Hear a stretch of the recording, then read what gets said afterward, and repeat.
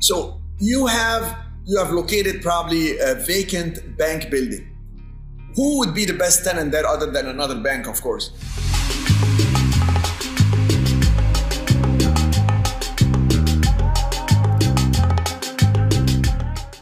It depends on the location. So if you're gonna look for a building with a bank in it that just became vacant, sometimes the best tenants could be QSRs because there's already the drive-through and kind of the size would work out pretty well for QSRs. Sometimes the building is too big and it's 2 floors. You can maybe do office space.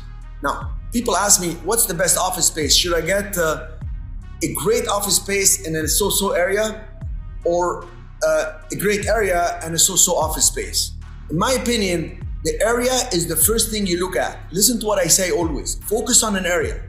Focus on a type. Understand the values. And then you get specifically to that building you want to buy.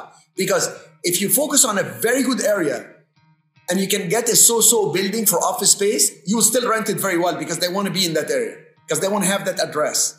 Because they want to go next to the shopping, to a break for lunch break. They want all the staff to go down and not go too far and come back during lunch. So focus on it.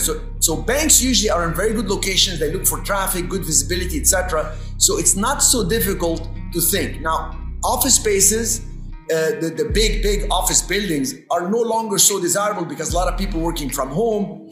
Artificial intelligence made all these high-tech people lay off thousands of people. I mean, it's just so advanced right now with with AI.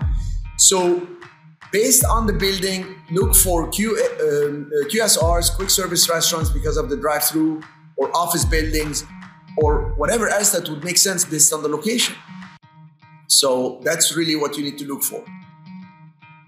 And then his second question. And by the way, and if nothing works, and it's a great location, you can probably do a tear down and then build to suit.